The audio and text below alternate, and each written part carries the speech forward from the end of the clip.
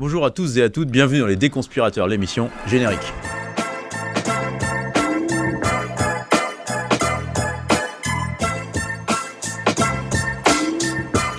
Alors comme tous les 15 jours, avec Tristan Mondesprance et Rudy Reichstadt, nous nous sommes plongés dans la complosphère pour vous aider à y voir plus clair. Bonjour Rudy. Bonjour David. Bonjour Tristan. Salut à tous. Alors cette semaine, une émission tous les trois pour faire un peu un panorama de toute l'actualité conspi de la quinzaine. Le premier sujet qui nous intéresse cette semaine, c'est ce livre qui a été encensé par Pascal Praud, par André Berkoff, par tout un tas de sites conspi bien connus de nous tous ici. Cet ouvrage en question, c'est celui de Pierre Chaillot, Covid-19, ce que révèlent les chiffres officiels. Alors il y a plusieurs thématiques autour de ce livre, hein. Il y a la question du safe blood, tu nous en parleras Rudy. Il y a aussi cette question du personnage de Chaillot qui est Pierre Chaillot, et puis aussi un peu cette espèce de festival, de ce grand chelem de Pierre Chaillot dans les sites conspi. Rudy, pour parler d'abord de cette question des safe blood. Alors ça c'est un peu orthogonal par rapport à Pierre Chaillot, c'est un autre sujet, même si c'est un sujet qui est lié directement aux antivax, parce que j'ai fait un papier dans le dernier Frontier sur le sujet. Donc maintenant, on a des gens qui mettent en contact des donneurs et des receveurs de sang, mais de sang pur, de sang sûr, au sens safe, d'accord, non vacciné. C'est-à-dire de non vaccinés. Voilà, avec l'idée que la vaccination viendrait souiller ou corrompre le sang des gens. Alors c'est absolument débile, puisque en fait on ne peut pas être vacciné par une simple transfusion sanguine, mais voilà, on voit ce truc-là se mettre en place. Alors c'est pas encore vraiment un commerce. La plateforme, une plateforme qui existe, où on demande aux gens de payer 50 plus 20 euros, mais en réalité si on ne paye pas, on peut quand même être inscrit. L'idée est de dire, en fait c'est de pousser au bout de sa logique cette idée que le vaccin contre le Covid est un poison, et que donc il empoisonne le sang, et que donc il faut garder son sang pur. Or ça, c'est un thème qui fait écho quand même à des thèses proto-racistes en fait, hein, qui datent de la fin du XVe siècle, au moment de l'Espagne de la Reconquista, quand on essaie de distinguer entre les vieux chrétiens et les chrétiens fraîchement convertis, c'est-à-dire essentiellement les juifs et les musulmans qui étaient restés en Espagne après la reconquête par les catholiques. Et donc ça a donné toutes les règles et les lois sur la limpieza des sangre, c'est-à-dire la pureté du sang ouais. Qui ont dû finalement, enfin, sur laquelle l'Inquisition s'est appuyée d'ailleurs, et qui finalement ont dû être abandonnées, parce que lorsqu'on remontait dans l'arbre généalogique des gens, des nobles, etc., on s'apercevait que tout le monde n'était pas si chrétien qu'on le pensait depuis si longtemps qu'on le pensait. Mais donc, voilà, ça fait quand même, tout ça a des échos assez étrange et assez inquiétant. Donc ça, c'est pour la question du... Je rebondis juste là-dessus, parce que dans toute dans cet imaginaire un peu foutraque, hein, anti-vax, on a aussi eu, je crois que c'était l'an dernier, une sorte de buzz en ligne, hein, dans l'univers covido-sceptique, de l'idée d'essayer de commercer autour de sperme de non-vaccinés. Hein, c'est le unvaxxed sperm. C'est vrai qu'en anglais, c'est beaucoup plus classe. Oui, c'est plus classe. Ouais. Et il y en a même certains se sont amusés d'ailleurs à indexer cette valeur potentielle, hein, fantasmée de ce sperme non vacciné sur une crypto-monnaie, hein, un bitcoin, en espérant pouvoir capitaliser un petit peu sur ce marché-là. Et ce bitcoin s'est naturellement effondré. Mais on est encore une fois là sur cette idée un peu folle, on parlait du sang, mais le sperme, c'est pas loin, en gros, de se dire qu'il y a une sorte de pureté de ceux qui n'ont pas été vaccinés, hein, et d'essayer, pourquoi pas, de commercer avec ça. Hein. Et alors justement, dans cet imaginaire, le livre de Pierre Chaillot vient réactiver aussi cet imaginaire anti-vax, anti-conspi. Est-ce que tu peux nous parler un peu de cet individu, Pierre Chaillot ? Alors Pierre Chaillot, c'est quelqu'un qui est statisticien, qui se réclame d'une expérience à l'INSEE. Il est passé par l'INSEE. Alors le problème, c'est que à la fois il fonde sa légitimité là-dessus, et en même temps l'INSEE dément tout ce qu'il dit. Donc il a fait un bouquin de plus de 400 pages, et il a bénéficié d'une sorte de plan média sur toute la complosphère covido-sceptique. Absolument, enfin on en parlait juste avant l'émission, mais il a fait tout le circuit. Le grand chelem. Le grand chelem, c'est-à-dire TV Liberté, France Soir, Sud Radio, Radio Courtoisie, Valeurs Actuelles, CNews. Et en fait, il manque que TPMP, je crois. Oui, tout à fait, il manque exactement. que l'émission d'Hanouna. Ce qui est vraiment pas impossible. Bah ce qui n'est vraiment pas impossible. Et alors, ce qui est fou, c'est que donc Pierre Chaillot, on avait croisé son nom il y a 2 ans à peu près, lorsqu'il avait co-signé un papier avec Laurent Toubiana et Laurent Mucchielli. Laurent Mucchielli, qui est sociologue, spécialiste des questions de sécurité, délinquance, bon. Et pour dire que, en fait, à partir des chiffres des morts pendant la première vague Covid, qu'en réalité, ces morts n'étaient pas liés vraiment au virus, au Covid, en suggérant que s'il y avait une mortalité ou une surmortalité, c'était plutôt lié au Rivotril, c'est-à-dire ce sédatif qui était utilisé pour des gens en fin de vie, avec des cas incurables, et pour soulager leur douleur, en fait. C'est utilisé en soins palliatifs. Le Rivotril, il y avait une tension sur un autre médicament, un autre sédatif, et donc il fallait que par décret, on ouvre la possibilité d'administrer du Rivotril à des gens, encore une fois, pour soulager leur douleur, pour pas qu'ils partent dans des conditions de souffrance intolérables. Or, traduit en langage conspirationniste, ça donne « on génocide les vieux ». D'accord, c'est ça qu'on a entendu à partir du mois d'avril. Dieu sait que ça avait buzzé et ça avait été terrible. Voilà. Donc Pierre Chaillot, il suggère ça aussi très très clairement. Et puis évidemment, il a le relais de toute la complosphère, quoi, sans aucun... Et un succès de librairie qui est assez phénoménal. Et un vrai succès de librairie, c'est vrai. À la Fnac, à Amazon. Et comment vous expliquez un peu cette espèce de traction phénoménale de ces bouquins, comme celui de Pierre Chaillot, mais comme si celui sur la naturopathie dont on avait parlé il y a quelques émissions. Comment t'expliques ça? On a eu le même phénomène avec Perron. C'est quand même assez spectaculaire de voir le succès de librairie, en fait, de ces bouquins-là, qui profitent, je crois, de 2 choses. Voilà. Une première, d'abord, il y a une sorte d'argument marketing on est censuré. Donc il y a un côté un peu piquant de dire on ne passe pas dans les médias mainstream pour une bonne raison, c'est que les bouquins sont pas crédibles, ne sont pas sérieux.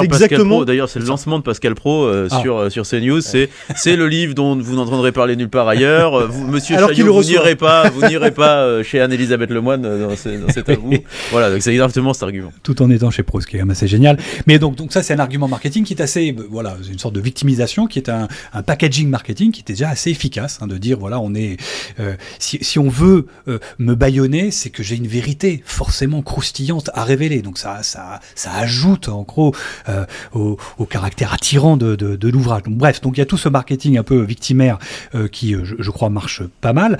Et il y a surtout le fait que il y a ce que je pense vraiment être une sorte d'achat militant.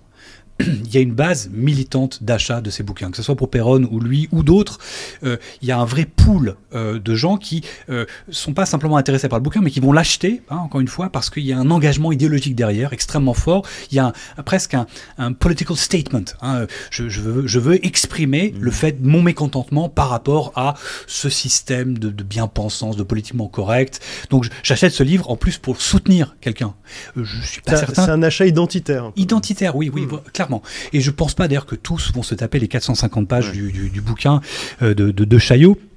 Mais ce militantisme, cet achat idéologique ou identitaire, il profite aussi. Je suis allé sur la Fnac, je me suis amusé pour essayer de regarder ce que je fais assez régulièrement. J'ai tapé par exemple le mot Covid sur le moteur de recherche de la Fnac, et le premier bouquin qui sortait, c'était celui de Chaillot. Je précise que cette recherche, elle se fait sur l'onglet pertinence. En gros, ça veut simplement dire que ce sont les algorithmes de la Fnac qui font remonter ce bouquin, qui est en number 1 quand on cherche le terme Covid. Si vous changez cet onglet, que vous enlevez le facteur algorithmique et que vous mettez les meilleures ventes, qui est quelque chose d'objectif, et bien dans ces cas-là, tout soudainement, le bouquin de Chaillot n'est plus premier. Il est 3, 4, 5e, je ne sais plus de mémoire. C'est pas rien. C'est pas rien. Mais on voit bien qu'il y a un petit push algorithmique qui est fait par la Fnac, et ce push algorithmique, je pense qu'il est vraiment le symptôme de cette effervescence militante qui elle se traduit comme un signal pour les algorithmes que ce contenu a un fort potentiel de traction, etc. Donc tout ce plan com est aussi, je trouve, assez fascinant parce qu'il est vraiment sur une sorte de marché parallèle. C'est-à-dire un marché parallèle à la fois d'audience, assez hermétique. Donc c'est ce bouquin-là qui en a eu connaissance de ce bouquin. Clairement, uniquement la complosphère covido-sceptique, poussée par tout. Je crois qu'on n'a pas un des plus grands influenceurs conspi français qui n'ait pas mis sa petite pièce en relayant ce bouquin. Sylvano Trotta, Étienne Chouard, Philippe Pau, Virginie Jorion, aussi Joron du Rassemblement National, etc. Donc oui, et donc ce marché parallèle, si j'ose dire, il est viable économiquement et il peut avoir un impact sur la scène publique générale parce qu'il arrive effectivement en top des ventes et il est placé à la Fnac, clairement, dans les tops des ventes, quoi. Et donc il est chez Pascal Praud, qui est quand même un média mainstream. Je pense que Praud a été probablement un des plus gros moment d'accélération, clairement. Mais c'est quand même un symptôme assez inquiétant de notre époque, que des ouvrages qui auraient dû rester quand même dans une certaine marginalité arrivent à tout d'un coup apparaître dans l'espace public, encore une fois, poussés par des franges quand même assez radicales et plutôt militantes. Les Trotta et autres, c'est pas mainstream, mais bon, ça a une capacité, encore une fois, parce que eux sont plus prêts à mettre de l'argent, à ouvrir le portefeuille, parce qu'ils sont tous mus par je parle pour cette base militante, mus par un sentiment d'urgence. Ils pensent vraiment que le système veut les détruire ou qu'il y a un danger véritable derrière tout ça. Donc c'est pas un achat juste de compulsif, d'intérêt, de curiosité. C'est vraiment un achat militant.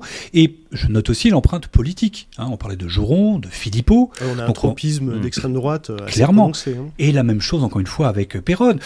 Donc on voit que ces bouquins-là ont une audience poussée par un cœur nucléaire idéologique et politique, avec un appareil politique derrière qui les soutient, toute une base militante d'influenceurs qui ont une capacité de traction sur les réseaux sociaux qui est phénoménale, et le résultat, c'est qu'on a un bouquin en top des ventes aujourd'hui.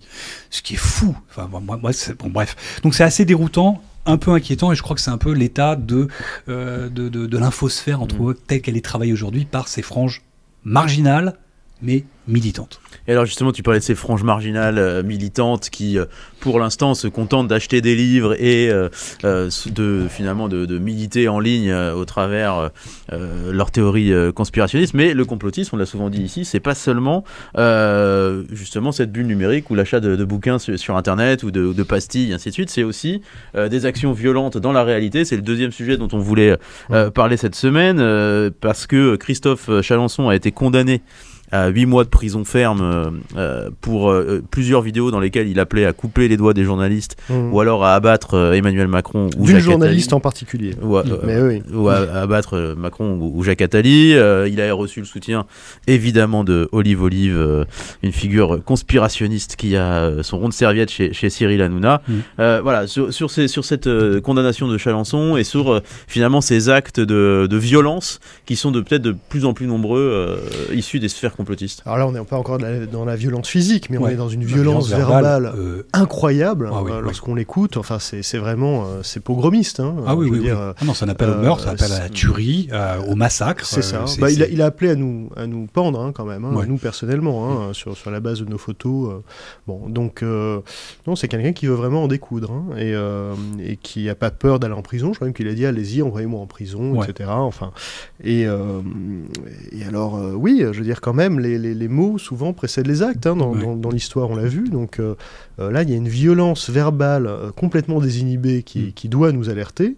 Et puis, quand même, dans la même séquence, il y a eu le procès, il y a quelques jours, des Barjols. Les Barjols, c'est ce groupe d'ultra-droite, un peu bracassé quand même, qui envisageait, pour 3 d'entre eux en tout cas, de tuer le président de la République, pour d'autres de préparer un coup d'État, de faire exploser des mosquées également.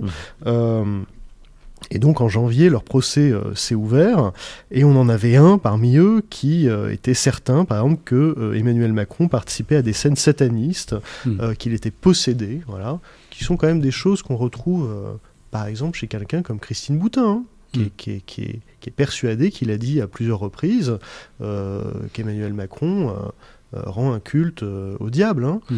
Donc Voilà, ils pensent que le Covid-19 c'est une maladie inventée pour régler la population mondiale, donc on est dans le mythe de la dépopulation, etc. Donc on a là des gens qui sont imprégnés d'une vision du monde complotiste radicale et qui en arrivent à commencer à préparer des coups de force. Alors, quel était le degré de préparation de ce coup de force? Quel était, voilà, est-ce qu'ils en parlaient pour rigoler ou pas? En tout cas, il y a de la littérature et des contenus nazis qui ont été retrouvés sur l'ordinateur d'un d'entre eux. Très clairement, ils se préparaient, ils faisaient des cartes, par exemple. Enfin, il y avait déjà un degré de préparation. Est-ce qu'ils y croyaient eux-mêmes? Voilà, c'est très difficile à dire et c'est le procès qui le dira, finalement. Mais oui, c'est pas rassurant. Ça peut être l'étape d'après, quoi. C'est ça que ça bien veut sûr. dire. Ouais. Il y a eu quand même un coup de filet en décembre, en Allemagne, dans les milieux Reichsbürgers, donc les citoyens souverains, ces gens qui arborent les symboles du Deuxième Reich, parce qu'ils ne peuvent pas le faire avec les symboles du Troisième. C'est trop marqué. Ouais, c'est trop marqué. Donc, en gros, de la monarchie wilhelmienne, quoi, de l'Empire allemand, etc., jusqu'en 1918, parce qu'ils refusent les institutions de la République fédérale, la Bundesrepublik allemande. C'est des gens qui veulent faire un coup d'État. Ouais. Ce que je note là-dessus, c'est que Chalencon, c'est un individu. Il n'est pas seul. Hein. Il y a quelques dizaines d'individus qui viennent le soutenir, qui l'ont soutenu plusieurs fois, qui font des manifs, des mini-manifestations. Pour les Barjols, pareil, c'est pas des centaines de personnes. Hein. Encore que si on prend les soutiens qu'ils ont autour. Donc c'est quand même des phénomènes qui sont marginaux. Mais moi, ce qui je trouve assez notable là-dessus, c'est que en fait, il faut peu de gens pour qu'on arrive à des situations extrêmement dangereuses. Ce que je veux dire par là, c'est que c'est pas parce qu'ils sont peu nombreux, hein, et il faut quand même le signaler, c'est des cas marginaux, hein, c'est pas parce qu'ils sont peu nombreux qu'ils sont pas inquiétants. Ils sont le symptôme de quelque chose. Et ce quelque chose, c'est que en fait, cette radicalisation poussée de façon massive en ligne fait que sur la frange, on a quelques individus qui viennent se nourrir de ce matériau de fantasmagorie et qui, eux, peuvent basculer. Donc le problème, c'est toujours pour moi toujours le même, c'est que le volume du bruit qu'on entend est une probabilité supplémentaire que des franges, elles, basculent. C'est cette mécanique-là qui est la plus inquiétante. Alors des fois, on a des phénomènes de masse assez inquiétants pour le 6 janvier aux États-Unis. C'est ce qui s'est passé le 6 janvier. Où là, on a une bascule un peu plus grassroots et volumineuse en termes d'individus qui ont franchi le pas de se déplacer physiquement pour faire quelque chose.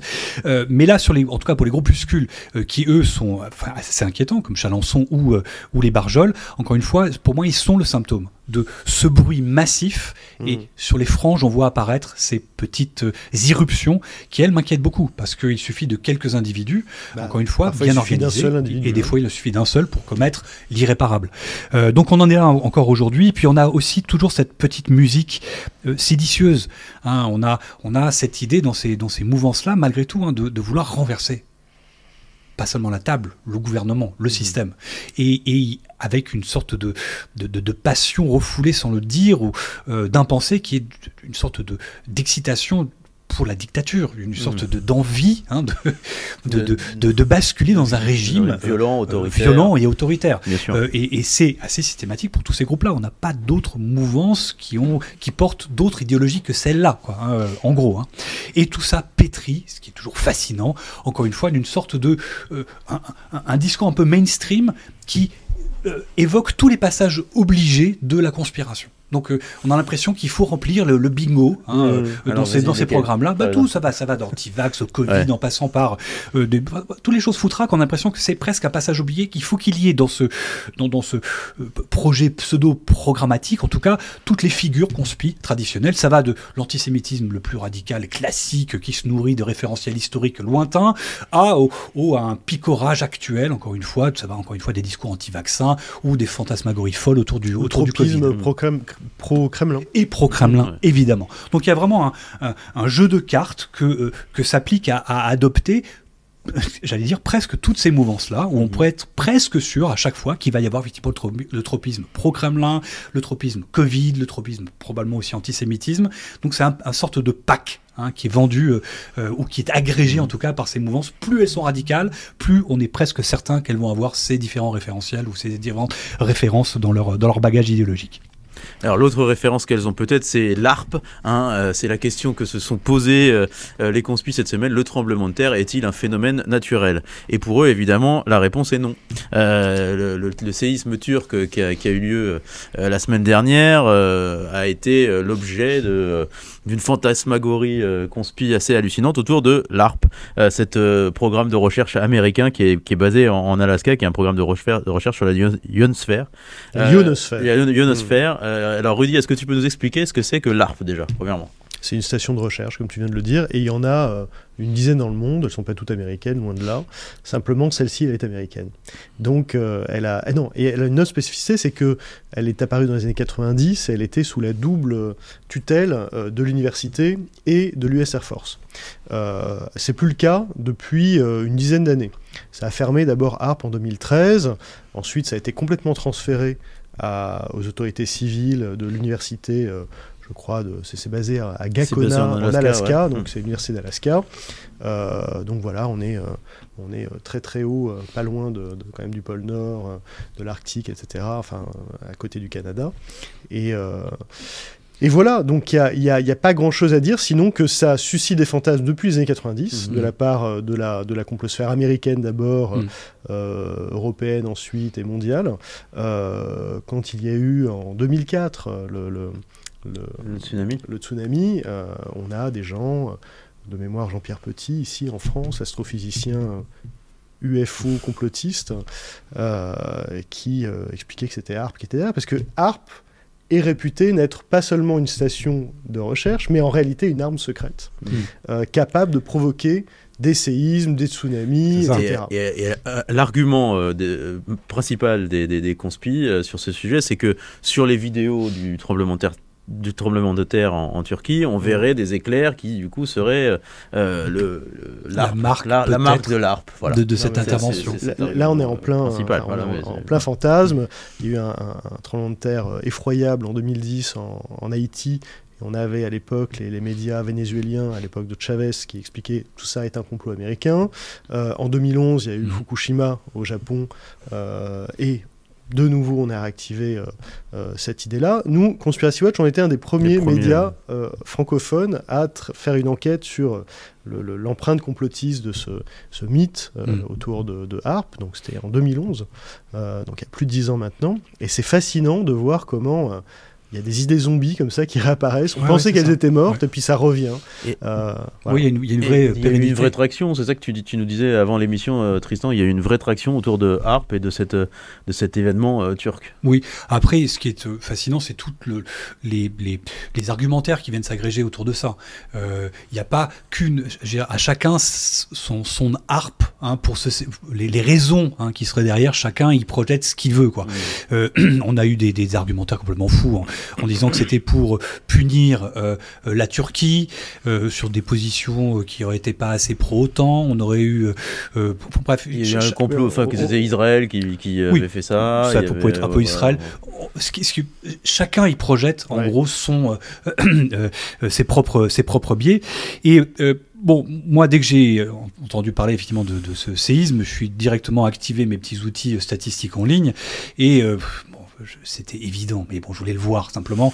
Et effectivement, instantanément, à quelques minutes près, on a vu une explosion des mentions du mot ARP dès le 6 février. Dès le 6 février, il y avait déjà un pic absolument spectaculaire de mentions, et c'était planétaire, c'est global. C'était pas simplement lié à tel ou tel endroit. Et puis il y a un chercheur là, ou un analyste en tout cas, qui est en ligne, qui a fait un superbe thread hier, et qui lui est allé beaucoup plus loin que moi, parce qu'il a des outils un peu plus puissants, et qui lui a aussi constaté, mais il a des chiffres qui sont vraiment vertigineux, et qui a montré que durant cette séquence, il y a eu une sorte d'explosion. Il a identifié plus de 300 000 tweets sur ce moment-là, mentionnant ARP, et avec une répartition assez intéressante sur le terrain global. Répartition géographique. Géographique, oui. Avec évidemment d'abord un premier lot significatif aux États-Unis, une énorme traction en Turquie, et puis... c'est le lieu touché avec le nord de la Syrie. Donc ça semble légitime. Non, compréhensible. Compréhensible, voilà.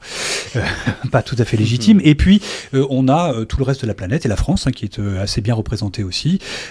Et donc, on a encore une fois, c'est fou, cette pérennité. Effectivement, de savoir que depuis les années 90, tous ces délires complotistes autour de l'ARP ont été démontés par le menu. Je veux dire, si quelqu'un veut s'informer, simplement, il n'y a pas grand mystère sur ce qu'est l'ARP. Ça se visite. Hein. Mais de voir qu'à chaque fois, d'ailleurs, base secrète. Et je me suis amusé sur Google Trends, effectivement, pour voir, parce que Google Trends permet de voir l'attraction d'intérêt depuis, on peut remonter jusqu'à 2004 quasiment. Et comme disait Rudy, il y a des moments où il y a des pics qui apparaissent, et le plus grand pic d'intérêt historique autour de ARP au niveau planétaire, estimé par Google, ça a été effectivement Fukushima. En 2011, où là on a un pic qui est absolument dingue. Mais il se réactive. Je suis toujours dépité à l'idée de me dire que à chaque fois qu'il y a des tractions comme ça, il y a des gens comme nous, mais partout autour du monde, qui vont débunker toutes ces théories complotistes. Et je me dis qu'avec le temps, les choses vont s'essouffler, qu'avec le temps, quelque chose qui a été démonté par le menu vraiment clairement, où des spécialistes, des experts se prononcent dessus, on se dit forcément ça va perdre en traction. Non, ça ne perd pas. Surtout depuis le début de ARP, ça y a une trentaine d'années, il n'y a jamais eu le moindre début de commencement de preuve que c'était autre chose qu'une station de recherche sur la ionosphère. Oui, mais... Donc on attend toujours la preuve que ce serait une arme secrète, une arme capable de provoquer des séismes. Et ce qui est fou, c'est que l'empreinte mémorielle complotiste des précédents épisodes vient conforter l'épisode qui suit. C'est que oui, mais il y a dû y avoir quelque chose à Fukushima, rappelez-vous, etc. Donc, why not pas aujourd'hui? Pourquoi pas aujourd'hui? Donc, il y a une vraie, je veux dire, une sédimentation des fantasmagories qui renforce en fait les épisodes qui suivent. C'est assez déroutant quand on l'observe de l'extérieur, parce que à chaque fois, comme je disais tout à l'heure, c'est vraiment démonté à chaque épisode. Il y a eu des articles pour dire, attendez, c'est délirant ce truc-là, c'est basé sur rien ce que vous dites là, voilà. Ça ne change rien. Donc bref, une formidable traction en tout cas là, et une réactivation qui moi me rappelle, et je suis très très démobilisé par tout ça, mais pour une raison qui m'échappe, ça me rappelle un peu ce revival qu'on a vu ces derniers mois, ces dernières années avec les chemtrails. Pour être tout à fait honnête, pour moi, les chemtrails, c'était fini, emballé, enterré depuis des années. C'était un vieux truc qu'on se racontait entre nous quand on veut rigoler, quand on veut s'amuser et qu'on parle de la complosphère, on dit vous vous rappelez les chemtrails, c'était quand même sacrément foutraque, tout ça. Et ça revient. Et ça revient. Et c'est pas surprenant d'ailleurs que ça soit revenu. En gros, cette dernière année, on a vu quelques influenceurs qui ont encore une fois photographié le ciel avec ces questionnements un peu ésotériques, et ça a l'air de reprendre. Et ça intervient, ce moment-là, en tout cas, du séisme de l'ARP, vient compléter un paysage qui, moi, me saisit quelque part, parce que j'ai l'impression qu'il y a une sorte de réactivation à la fois de tous les vieilles théories, les vieux schémas, les vieilles théories complotistes, qui ont l'air de se libérer et de retrouver une sorte de souffle. De vigueur importante. Alors je ne sais pas si c'est post-Covid ou si c'est l'état de l'infosphère telle qu'elle est travaillée aujourd'hui par les plateformes sociales, et que ces bulles hermétiques font qu'on ne peut pas, que le travail de démontage des informations ne circule plus, et puis encore une fois cette sédimentation qui, j'ai l'impression, vraiment renforce les discours plutôt que les détruit. Ça devrait les détruire, mais ça les renforce. Et c'est quand même assez déroutant. Et alors, il y a un autre sujet dont tu nous parlais en préparant cette émission, Tristan, qui est un peu connexe à cette question de l'ARP, mais c'est le ballon espion chinois. Ah oui, raconte-nous un peu, raconte-nous. Je suis comme tout le monde, moi j'observe, j'ai pas plus d'informations que ce que révèlent les médias, et donc on a effectivement des ballons sondes, on sait pas trop, peut-être météorologiques, peut-être d'espionnage vraisemblablement, mais qui évidemment est en train une fois, de réactiver tout un imaginaire, et un imaginaire assez particulier, parce qu'on a une convergence cette fois-ci de plusieurs communautés qui viennent s'agréger autour de ça, avec chacun leur motivation propre, qui peuvent être politiques pour essayer d'attaquer l'administration Biden, ou encore une fois des fantasmagories lié à l'univers du covido-complotisme, avec l'idée que peut-être ces ballons et certains animateurs de Fox News ont relayé cette suggestion que peut-être ces ballons comporteraient, pourquoi pas, des nouveaux variants du virus, que les Chinois chercheraient à répandre aux États-Unis. Et puis on a, alors si on continue encore dans les délires, on a un animateur de Fox News qui a même suggéré que peut-être, ou questionner, c'est toujours ces fameuses questions rhétoriques, peut-être y aurait-il dans ces ballons, ces fameux ballons sondes, des spores donc liés à des champignons, et c'est une allusion évidente pour ceux qui suivent un peu à la série Last of Us, avec une sorte d'apocalypse fongique qui serait lancée par les Chinois sur le sol américain. Et je crois que ce moment-là de ces fameux ballons, qui n'est pas toujours terminé, on n'a pas trop de détails, et je pense d'ailleurs que la réponse mesurée que ce soit canadienne ou américaine de l'administration, notamment de la défense canadienne, eux ont des propos très mesurés, ils font très attention sur ce qu'ils disent, et cette parole restreinte permet aussi à certains complotistes d'y voir qu'on nous cacherait des choses. Et je pense... la prudence, la prudence, joue dans le sens d'une opacité, quoi. La prudence de l'administration américaine de ne pas vouloir tout de suite tirer sur ces ballons a été aussi un moment où on a dit mais pourquoi ils ne tirent pas dessus, donc c'est qu'il se passe quelque chose qu'on ne nous raconte pas. Et je pense aussi que ça va taper dans un pool, dans un capital évidemment d'imaginaire complotiste lié à tout l'ufologie et tous les fantasmes liés aux extraterrestres, propres vraiment aux Américains. Le fait de pouvoir observer, on parlait des chemtrails aussi, c'est des théories complotistes qui sont un peu particulières parce qu'elles reposent sur l'observation de ce que tout le monde peut voir. C'est pas la même chose que de fantasmer sur des théories complotistes cachées ou des élites, etc. Voilà. Là, c'est un peu jugé par vous-même, regardez le ciel, voyez les chemtrails, voyez ces ballons.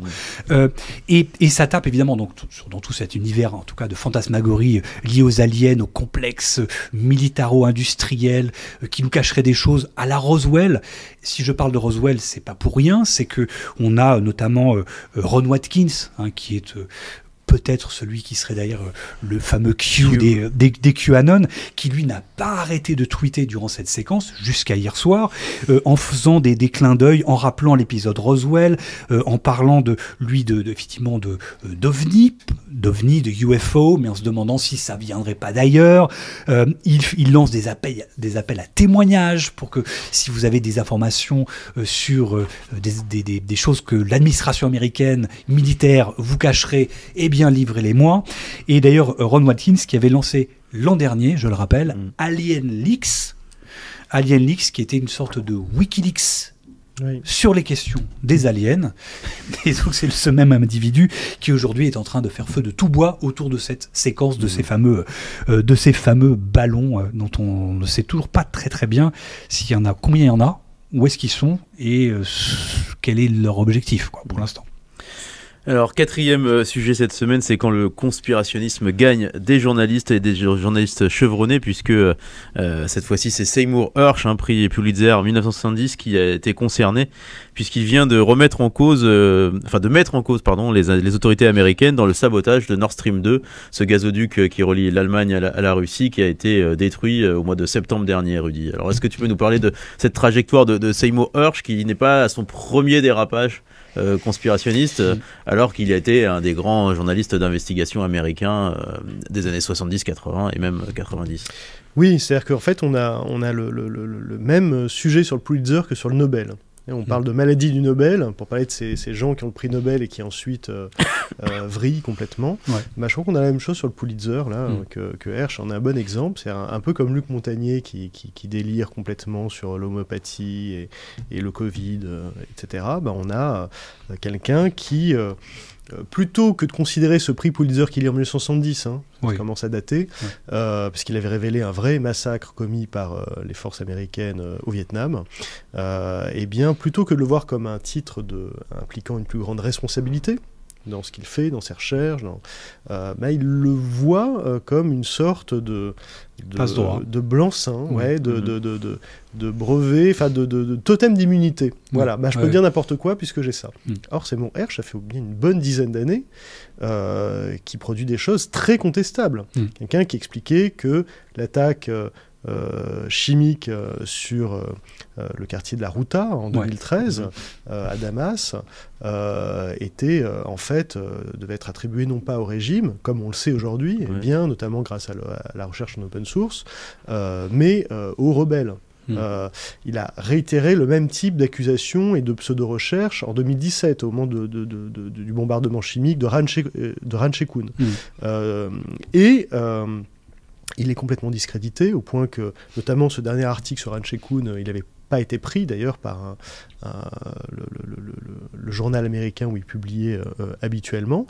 Et là, cette révélation sur Nord Stream, révélation avec beaucoup de guillemets, elle se base, sur une seule source, non citée, et il la publie dans sa newsletter. Pas dans un journal, pas... Donc, effectivement, tout le monde prend ça avec des pincettes, au minimum. Il y a une chose qui est sûre, ou à peu près certaine, sur Nord Stream, avec laquelle tout le monde est d'accord, c'est que c'est bien un sabotage. C'est pas accidentel. Et donc, la grande question, c'est est-ce que c'est les Russes, ou est-ce que c'est l'OTAN, les Américains, etc. Et ça, très franchement... Aujourd'hui, on n'a rien. Il y a des arguments pour et contre dans les deux sens. On peut se dire, mais quel serait le mobile des Russes? Ça leur profiter. Inversement, on pourrait dire, mais quel est le mobile des Américains? Pourquoi une démocratie ferait ça avec tous les risques? Bref. Donc pour l'instant, c'est un grand point d'interrogation. Donc il faut être très prudent. On ne sait pas ce qui s'est passé, qui a saboté. Parce qu'en tout cas, il y a eu des saboteurs. Mais disons que la révélation de Seymour Hersh est quand même... au minimum très douteuse, parce qu'encore une fois on a... Oui, le média qui l'a relayé... T'es d'accord avec ça, toi? Oui, le média qui l'a relayé, il est quand même pour une responsabilité assez folle, parce qu'il lui donne pas seulement une visibilité, mais... Les médias relayent parce que c'est Seymour Hersh. Parce que auréolé du prix Pulitzer, et que c'est pas n'importe qui. Mais c'est pas n'importe qui, mais c'est quelqu'un qui, depuis une bonne dizaine d'années, est quand même très très très contesté, parce que, en gros, il a sorti des pseudo-révélations, et notamment sur ces bombardements chimiques en Syrie. En tout cas, moi je trouve que le média qui l'a relayé prend quand même une forte responsabilité, parce qu'ils connaissaient le contenu. Donc ils savent très bien, en gros, quelle est la thématique que lui met en avant, avec une certaine assurance. Et il faut voir la réception. Ce qui est fascinant, c'est de voir à quel point cet article a été absorbé par la complosphère sans aucune distance critique, parce qu'évidemment... Alors que même lui, il dit selon une source. C'est-à-dire qu'il n'est pas assertif. Oui. Il n'est pas affirmatif. Il ne dit pas ça s'est passé comme ça, je le sais, j'ai la preuve. Il dit j'ai une source qui me dit que. Voilà. Et il estime que c'est suffisant pour pouvoir en faire un papier.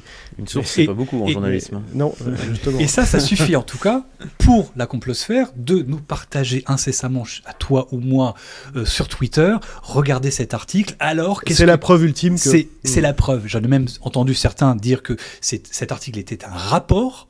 Oui, mais c'est une mauvaise traduction, parce que c'est report. Oui, je sais bien. Et j'ai entendu ça aussi dans des lives, des space audio, enfin bref. Mais ce qui est fascinant, encore une fois, c'est la facilité de digestion, sans aucune distance critique, de ces fameux chercheurs de vérité, ces décortiqueurs du petit détail, ce que tu veux dire, c'est que là, pour le coup, il n'y a pas de doute. Non, il n'y a aucun. Voilà, c'est ça, c'est qu'il n'y a absolument pas de doute. C'est que ce doute, là, systématiquement... il ne pose pas la question. Voilà, il n'y a plus de question, il y a tout d'un coup, on absorbe tel quel ce contenu, parce qu'évidemment, il rentre dans la logique de leur narratif, et que ça va ça entre en résonance, évidemment, avec leurs biais originaux. Mais, c'est toujours déroutant, encore une fois, de voir effectivement à quel point c'est régurgité, c'est absorbé, régurgité. Alors que si on leur propose un autre papier, de quelque sorte que ce soit, même sur le même média peut-être même, qui a publié Hersh, il dirait oui, mais média, système, mainstream, donc faux. Sauf que quand un média un média relativement mainstream relaie un contenu qui entre en résonance avec leur truc, là c'est absorbé tel quel, sans aucune distance critique et pas un... J'aimerais les voir passer le temps qu'ils passent à démonter par le menu la moindre virgule, le mot, la phrase qui semblerait peut-être exploitable, etc., qui pourrait être critiquable dans les choses qui ne leur conviennent pas, mais qu'ils le fassent, mon Dieu, sur des assertions aussi fantasques que celles que Hersch a pu pousser. Tu sais qu'il y a une manifestation covido-complotiste devant le siège parisien de l'AFP ce week-end, avec une banderole de Verity France, ce groupe anti-vax. Bon. L'AFP est habitué à ce genre de manifestation. Ouais. Absolument. Ouais. Donc, avec des flyers distribués. Alors là, on avait tout. Informez-vous, réinformez-vous aux bonnes sources, etc. Donc on avait Réinfo Covid, toutes ces choses-là, François, etc. Et au sol, on a eu des gens qui ont marqué notamment des mots d'ordre du genre « la désinformation tue ». Ouais, les fausses informations tuent. Les fausses informations tuent. Ce qui est fascinant parce que on est d'accord avec ça. C'est ce qu'on dit à peu près tout le temps. Mais là de voir cet argument renversé en disant finalement c'est l'AFP, la désinformation de l'AFP qui tue. C'est quelque chose de et c'est des gens qui viennent... C'est autre chose qu'un petit commentaire sous un tweet. Aller physiquement devant une institution quelque part, c'est de l'engagement. C'est un engagement qui est fort, Franchement, c'est prendre du temps de sa vie, aller sociabiliser avec des gens. Oui, c'est ça que j'allais dire. C'est aussi une manière de faire société, c'est une manière d'appartenir à un groupe, etc. Donc on a déjà parlé plusieurs fois dans cette émission. Ouais, mais je pense que ça sédimente en plus les individus. C'est-à-dire que d'y aller plusieurs fois, d'y retourner, de faire ces fameuses manifestations, c'est quelque chose qui va les enfermer beaucoup plus profondément que les boucles WhatsApp ou les boucles Telegram. Mais en tout cas, ils en sont le symptôme. Je pense que cette petite... ils sont peu nombreux, mais assez régulièrement à venir devant ce genre d'institution, mais ils sont le symptôme de quelque chose. Pour que eux viennent, ils doivent être le haut de l'iceberg de ceux qui ont décidé de franchir le pas physiquement, de bousiller leur après-midi à faire un sitting devant l'AFP ou d'autres institutions, mais ça veut dire que d'ailleurs, il y a un pool de gens qui n'ont peut-être pas franchi le pas, mais qui sont avec eux. Dernier sujet, on avait envie de faire un petit retour sur le Complorama que vous venez de publier la semaine dernière sur France Info, Tristan et Rudy, un Complorama qui était dédié à TikTok, Roblox, Fortnite et finalement à la façon dont les jeunes étaient ou non perméables au complotisme. Il y a cette étude de l'IFOP dont on a déjà parlé plusieurs fois dans cette émission qui fait état d'une plus grande perméabilité des plus jeunes aux théories conspirationnistes et comment finalement les jeux vidéo deviennent un lieu de bataille idéologique autour du complotisme. Est-ce que tu peux nous en parler un petit peu, Tristan ? Oui, avec cette émission, ce qu'on voulait, c'était à la fois aborder un peu, effectivement, le fait que les jeunes sont perméables, peut-être plus que leurs aînés à certaines rhétoriques complotistes, mais aussi de voir comment ils sont aussi un pool, une cible pour les promoteurs de désinformation et de la complosphère. Et donc on a essayé de brosser un peu à la fois les profils d'influenceurs, les types de